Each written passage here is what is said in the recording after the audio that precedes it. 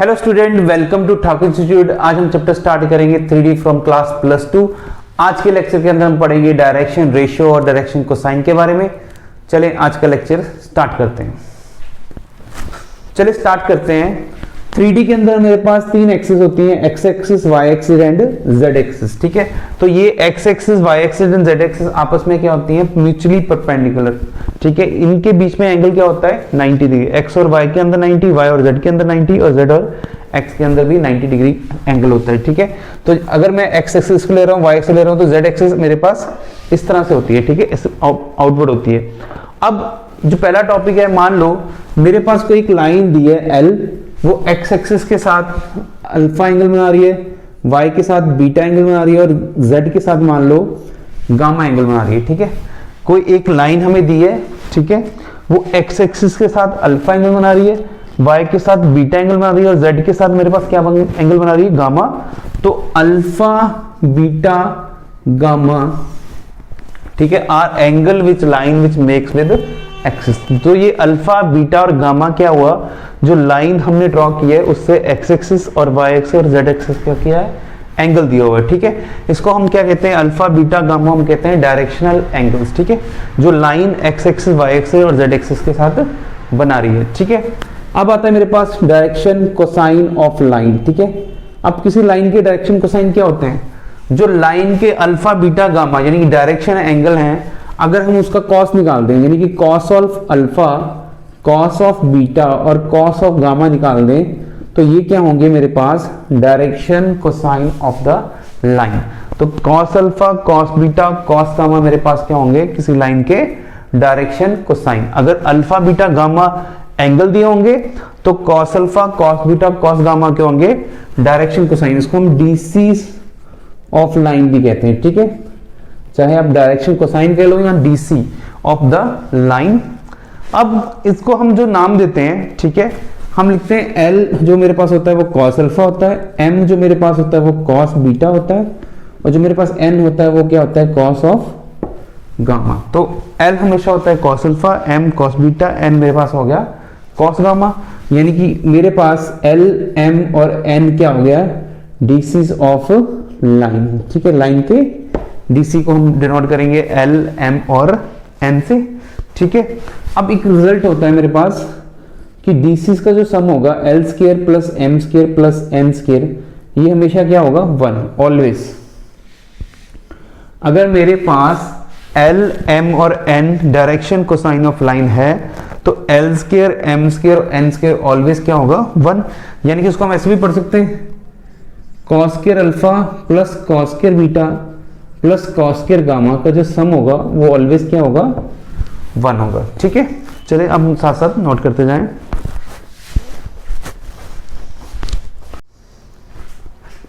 देखिए क्वेश्चन क्या है? If line make 45 degree, 60 degree, 120 degree with X axis, Y axis, Z axis, find DC of the line. ठीक है, तो जो line X axis, Y axis और जेड एक्सिस से एंगल बना रही है वो मेरे पास क्या होता है? Alpha beta gamma. यानी मेरे पास कितना हो गया? अल्फा कितना हो गया मेरे पास? 45 डिग्री, बीटा मेरे पास कितना हो गया? 60 डिग्री और गामा मेरे पास कितना हो गया? 120 डिग्री। ठीक है, तो हमने डीसी निकालने। डीसी क्या होता है मेरे पास? एल क्या होता है? कॉस अल्फा यानी कॉस ऑफ 45 यानी कि 1/√2। ठीक है जी।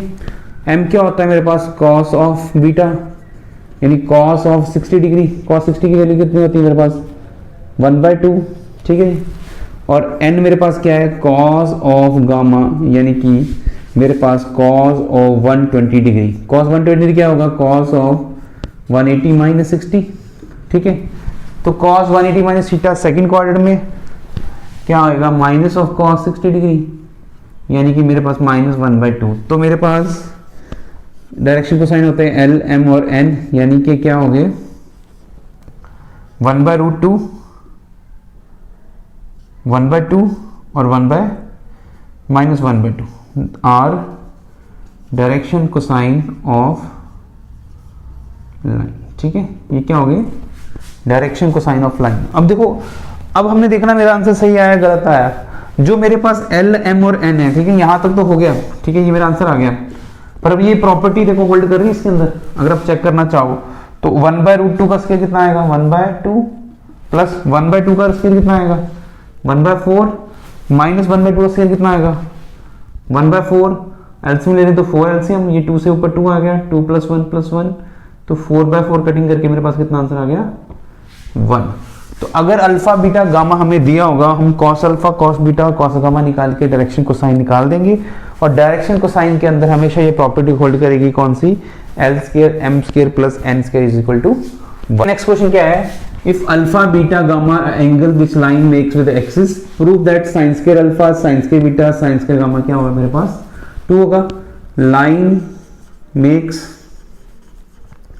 Alpha beta gamma angle with axis, ठीक है। तो line alpha beta gamma angle बना रही है एक्सिस के साथ, हमें पता है L² + M² + N² क्या होगा, यानी कि मेरे पास क्या हो गया L² + M² + N² क्या होगा 1 होगा। L मेरे पास क्या होता है cos² अल्फा, cos अल्फा होता है, तो ये cos² अल्फा, ये बन गया cos² बीटा, ये बन गया cos² गामा का जो सम होगा मेरे पास कितना होगा 1 होगा। अब देखो चाहिए क्या, मेरे को चाहिए sin² alpha sin² beta sin² gamma, cos नहीं चाहिए।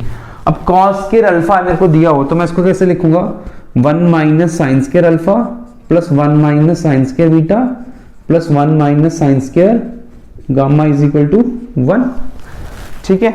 अब ये मेरे पास क्या हो गया -sin² alpha -sin² beta -sin² gamma, ठीक है। अल्फा बीटा और गामा एक तरफ, 1 + 1 + 1 ये 3 हो गया, +3 = 1। ये 3 प्लस का हो जाएगा क्या हो जाएगा माइनस का, तो अगले स्टेप में आप इसको इस साइड आके 1 - 3, तो ये माइनस कॉमन निकालो कितना आ गया sin² alpha + sin² beta + sin² gamma, मेरे पास कितना आ गया -2, ये माइनस कट जाएगा, तो मेरे पास क्या आ गया sin² alpha sin² beta + sin² gamma = 2। Prove करना था हमने, ठीक है। तो बहुत सिंपल था, अल्फा बीटा गामा दिया था, तो ये प्रॉपर्टी आपने याद रखनी है L² + M² + N, यानी cos² alpha cos² beta + cos² gamma. तो आपने cos² कन्वर्ट करना 1 - sin², ठीक है। चलिए नोट कर लें आप।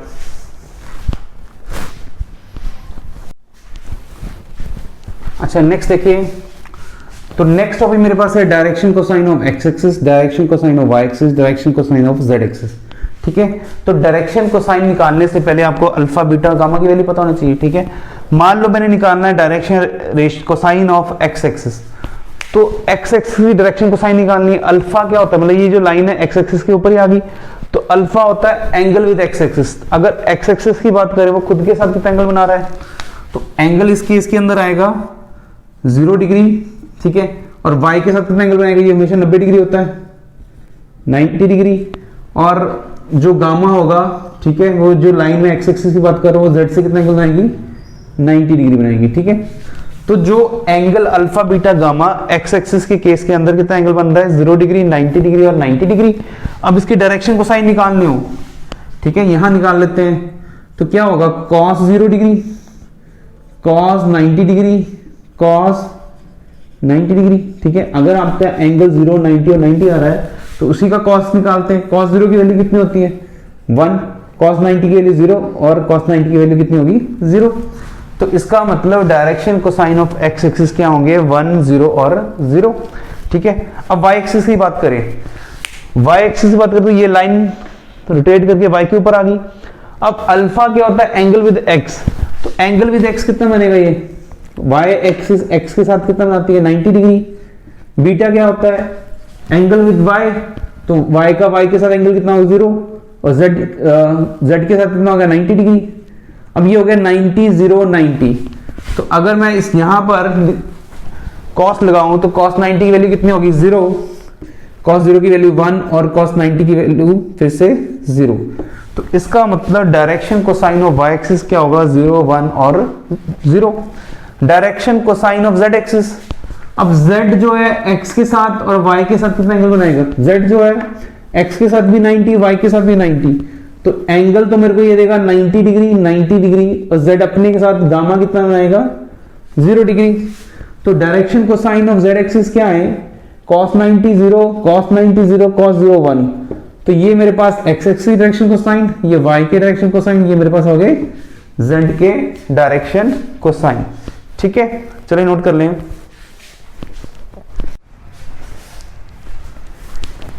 देखिए नेक्स्ट मेरे पास है डायरेक्शन रेशो, ठीक है। तो डायरेक्शन रेशो क्या होता है, मान लो मेरे पास एल एम और एन मेरे पास क्या है, डायरेक्शन कोसाइन ऑफ लाइन है। अगर हम डायरेक्शन कोसाइन ऑफ लाइन को किसी पर्टिकुलर नंबर से मल्टीप्लाई करते हैं, जैसे मैंने मल्टीप्लाई कर दिया आर से, तो ये बन जाएगा एल आर एम आर और एन आर, तो ये मेरे पास क्या हो जाएगा, direction ratio of the line. यानी कि डायरेक्शन रेशो क्या, कौन से नंबर होते हैं जिनकी अगर हम डायरेक्शन कोसाइन के साथ रेशो ले लें, तो एल बाय एल आर, तो एल एल कट जाएगा, 1 बाय आर आ जाएगा। यानी जैसे ये है L by L R, M by M R और एन बाय एन आर, तो रेशो सेम आ रही है क्योंकि एल और ए कट गया, या एम और एम कट गया, एन और एन कट गया, तो मेरे पास कितना बच गया, 1 by R is equal to 1 by R, ठीक है। तो इसका मतलब डायरेक्शन रेशो क्या होता है, the set of 3 number A B C, इसको हम डोनेट करते हैं ए बी सी से, to which D C of line are proportional are called D R of the line, ठीक है। तो ऐसे नंबर जिनसे डी सी का रेशो लें तो वो सेम आ जाए, ठीक है, उसको हम कहते हैं डायरेक्शन कोसाइन। यानी कि अगर आपको डायरेक्शन कोसाइन दिए हो तो उससे डायरेक्शन रेशो कैसे बनाएंगे, जैसे ये मान लो किसी लाइन के डायरेक्शन कोसाइन दिए, अगर मैं इसको 3 से मल्टीप्लाई करता हूँ, 3/√2, 3/2 और 3/2, ये लाइन के क्या आ गए, डायरेक्शन रेशो आ गए। अब मेरी मर्जी में 4 से कर लेता, तो ये भी उसी लाइन के डायरेक्शन रेशो है, ठीक है। इसका मतलब किसी लाइन के डायरेक्शन कोसाइन क्या होंगे, फिक्स होंगे, एल एम और एन। डायरेक्शन रेशो इनफाइनाइट हो सकते हैं क्योंकि उसको किसी भी पर्टिकुलर नंबर से मल्टीप्लाई करो वो क्या बनेगा, डायरेक्शन रेशो बनेगा, ठीक है। बट डायरेक्शन कोसाइन के अंदर ये रूल अप्लाई होगा, L square plus M square plus N square is equal to 1। ये डायरेक्शन रेशो के अंदर ये कंसेप्ट नहीं लगेगा, ठीक है। क्लियर है, चलिए नोट कर लें। अब देखो जैसे पता लग रहा है कि अगर एल एम और एन मेरे पास डीसी ऑफ लाइन है, तो ए बी सी मेरे पास क्या है, direction ratio of the line. अब ऐसा तो कभी होगा नहीं कि अगर आपको पास डीसी दिया और डायरेक्शन रेशो निकालना हो तो किसी भी नंबर से मल्टीप्लाई करके आ सकता है, बट आपने अगर डायरेक्शन रेशो आपके पास हो, ए बी सी पता हो और आपने डीसी निकालना हो, तो उसका फॉर्मूला क्या होगा, एल क्या होगा मेरे पास, A by under A square plus B square plus C square.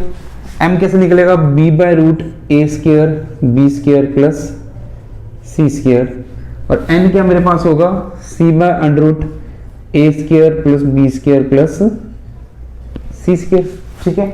इसका मतलब कभी भी आपको डायरेक्शन कोसाइन दिए और डायरेक्शन रेशो निकालना, ऐसा कभी क्वेश्चन नहीं आएगा।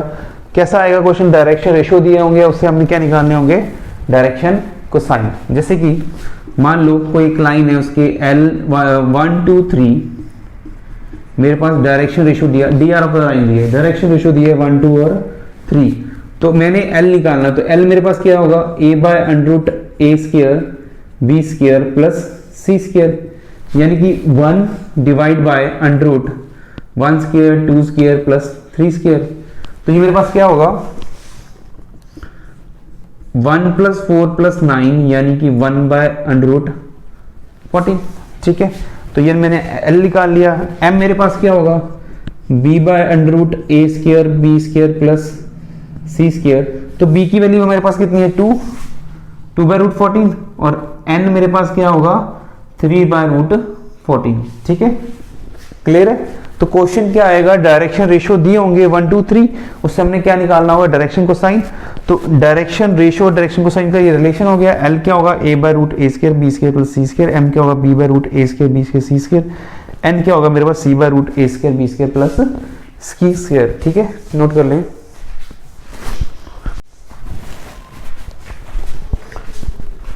Direction ratio of line passing through 2 point. अब मान लो एक लाइन के ऊपर 2 पॉइंट दिए हैं, यानी कि लाइन के 2 पासिंग पॉइंट दिए हो और उस लाइन के डायरेक्शन रेशो निकालने, उसका फॉर्मूला क्या होता है, ए मेरे पास होता है वहां पर x2 माइनस x1, बी मेरे पास होता है y2 माइनस y1 और सी मेरे पास होता है z2 माइनस z1, ठीक है। अगर एक लाइन के ऊपर 2 पॉइंट दिए हो, 2 पासिंग पॉइंट दिए हो और उस लाइन के हमें चाहिए डायरेक्शन रेशो, उसके लिए हम क्या फॉर्मूला लगाएंगे, a x2 minus x1, b y2 minus y1, c z2 minus z1। यानी कि मान लो मेरे पास ए पॉइंट है 1 5 6, बी पॉइंट मेरे पास है 3 7 9, ठीक है। अब मैंने निकालना है direction ratio of line A B, यानी कि ए बी लाइन के डायरेक्शन रेशियो निकालने हैं, ठीक है। तो इसके लिए मेरे पास जो ए होगा वो क्या होगा, x2 माइनस x1 अभी लिखा मैंने, यानी 3 माइनस 1 यानी कि 2 हो गया। बी मेरे पास क्या होगा y2 माइनस y1 यानी कि 7 माइनस 5 यानी वो भी 2 हो गया। और z मेरे पास कितना होगा, सी मेरे पास कितना होगा z2 माइनस z1 यानी कि 9 माइनस 6 यानी कि 3 हो गया। ठीक है, तो मेरे पास 2 2 3 are direction ratio of line. Line के डायरेक्शन रेशियो कितने आ गए 2 2 एंड 3। अच्छा, अगर इसी क्वेश्चन में उसने हमें पूछ लिया होता find direction cosine of line. ठीक है, अब डायरेक्शन कोसाइन निकालने के लिए या तो हमें अल्फा बीटा गामा दिया हो, यानी कि एक्स एक्सिस वाई एक्सिस और जेड एक्सिस का कितना एंगल बने वो दिया हो, या हमें उन्होंने कह दिया हो कि मतलब जैसे ये डायरेक्शन रेशियो आ जाए मेरे पास। अगर आपके पास डायरेक्शन रेशियो आ गया उससे भी हम डायरेक्शन कोसाइन बना सकते हैं, क्योंकि डायरेक्शन रेशियो मेरे पास क्या होते हैं ए बी और सी, और डायरेक्शन कोसाइन क्या होते हैं एल एम और एन। तो एल मेरे पास क्या होता है A by under root A square plus B square plus C square. अब मेरे पास ए कितना है 2, नीचे डिवाइड में कितना हो गया 2 square plus 2 square plus 3 square यानी कि 2 बाय 4 प्लस 4 प्लस 9 यानी कि 2 बाय रूट 17। ठीक है, तो मेरे पास L की वैल्यू आ गई 2 बाय रूट 17। ऐसे मेरे पास M आ जाएगा, मेरे पास M कितना आएगा 2 बाय रूट 17 सेम, और मेरे पास N आ जाएगा 3 बाय रूट 17। ठीक है, तो इसका मतलब अगर वो पूछ लें फाइंड डायरेक्शन रेशियो तो इतना करेंगे हम, और अगर पूछ लें डायरेक्शन कोसाइन तो डायरेक्शन कोसाइन निकालने से पहले हमें चाहिए डायरेक्शन रेशियो। अगर आपको डायरेक्शन रेशियो मिल जाते हैं तो उससे हम बहुत इजीली डायरेक्शन कोसाइन फाइंड कर सकते हैं। चलिए नोट कर लें। अब इसी क्वेश्चन के अंदर वो क्या डाल सकते हैं हमें, ठीक है। अब देखिए, अगर इसी क्वेश्चन में पूछ लेते कि जो लाइन ए बी है वो एक्स एक्सिस वाई एक्सिस और जेड एक्सिस के साथ कितना एंगल बना रही है। ठीक है, तो सबसे पहले अगर आपने लाइन और कोऑर्डिनेट एक्सिस के बीच में एंगल निकालना है तो आपके पास क्या चाहिए डायरेक्शन कोसाइन चाहिए। तो सबसे पहले हमने डायरेक्शन रेशियो निकाला, फिर डायरेक्शन कोसाइन निकाला। एल की वैल्यू आपके पास 2 बाय रूट 17 है, यानी कि कॉस अल्फा आपके पास कितना हो जाएगा 2 बाय रूट 17, यानी कि अल्फा कितना हो जाएगा मेरे पास कॉस इनवर्स 2 बाय रूट 17। ठीक है जी, ऐसे हम बीटा निकाल लेंगे। बीटा भी मेरे पास कितना, कॉस बीटा की वैल्यू कितनी है 2 बाय रूट 17, यानी कि बीटा भी मेरे पास कितना हो गया कॉस इनवर्स 2 बाय रूट 17, और मेरे पास कॉस गामा की वैल्यू कितनी आ जाएगी 3 बाय रूट 17, यानी कि गामा कितना आ जाएगा कॉस इनवर्स 3 बाय रूट 17। तो इससे मैंने अल्फा भी निकाल लिया, बीटा भी निकाल लिया और गामा भी निकाल लिया। ठीक है, तो क्वेश्चन में अगर उसने अल्फा बीटा गामा निकालने लिखा है तो सबसे पहले आपको डायरेक्शन रेशियो, फिर उससे डायरेक्शन कोसाइन, फिर उससे अल्फा बीटा गामा फाइंड कर लेंगे। चलिए नोट कर लें। Next question, what are the DC of line which makes equal angle with coordinates X. ठीक है, क्वेश्चन क्या है, what are the DC of line which makes equal angle with coordinates X. हमारे पास क्या दिया है, डीसी फाइंड करने हैं, हमें दिया है कि अल्फा बीटा और गामा जो है आपस में क्या है इक्वल है। जो कोऑर्डिनेट एंगल्स हैं, ठीक है, कोऑर्डिनेट एक्सिस के जो एंगल बन रहे हैं वो सेम है, अल्फा बीटा और गामा आपस में क्या है सेम है। तो मेरे पास एक रिलेशन होता है cos square alpha plus cos square beta plus cos square gamma, जो मेरे पास कितना है 1 होता है। ठीक है, अब उसने कहा विच मेक्स इक्वल एंगल, यानी कि अल्फा बीटा और गामा सेम है, यानी मेरे पास क्या आ गया cos square alpha plus cos square alpha plus cos square alpha. ठीक है, किसके इक्वल होगा 1 के, यानी 3 कॉस स्क्वायर अल्फा मेरे पास कितना होगा 1, कॉस स्क्वायर अल्फा मेरे पास कितना हो गया 1/3, और ये स्क्वायर रूट होगा तो कॉस अल्फा कितना आ जाएगा मेरे पास 1/√3। ठीक है, तो कॉस अल्फा की वैल्यू 1/√3, कॉस बीटा की वैल्यू भी 1/√3 और कॉस गामा की वैल्यू भी क्या हो जाएगी 1/√3। अब इसने उसने क्या पूछा है मेरे पास डीसी पूछा है, तो एल मेरे पास क्या होगा कॉस अल्फा यानी कि 1/√3, एम क्या होगा मेरे पास कॉस अल्फा, क्योंकि एंगल तो अल्फा बना रहा है तो 1/√3, और एन मेरे पास क्या होगा कॉस ऑफ गामा यानी 1/√3। ठीक है, सॉरी गामा को हम यहाँ पर कॉस अल्फा लिखेंगे। तो अच्छा, नेक्स्ट क्वेश्चन क्या है मेरे पास, if line makes equal angle with coordinate axis find angle. तो अल्फा बीटा गामा हमें दिया है इक्वल, तो हमें पता है cos square alpha cos square beta cos square gamma क्या होगा 1, तो वहां से मैंने निकाल लिया cos square alpha 1/3 cos alpha 1/√3। अब क्वेश्चन पूछा क्या है, if line make equal angle with coordinates, अगर लाइन इक्वल एंगल बना रही है यानी कि अल्फा बीटा और गामा सेम है तो वो फाइंड एंगल करना है, एंगल फाइंड करना है, ठीक है। तो ये हमें रिलेशन पता है कॉस के अल्फा कॉस के बीटा कॉस के गामा 1, वैल्यू पुट की कॉस अल्फा 1/√3, तो अल्फा निकालना, तो अल्फा कितना हो गया कॉस इनवर्स 1/√3, ठीक है। ये 1 मार्क्स में क्वेश्चन पेपर में आ सकता है।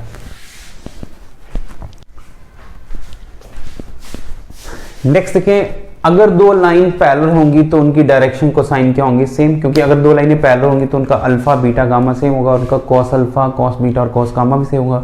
इसका मतलब अगर दो लाइन पैरेलल है उनकी डायरेक्शन कोसाइन क्या होंगी, सेम होगी। बट अगर वो दो लाइन पैरेलल है, ठीक है, तो उनके डायरेक्शन रेशियो जो है वो या तो सेम हो सकते हैं या तो प्रोपोर्शनलिटी में सेम होंगे, तो रेशियो उनकी क्या होगी, सेम होगी।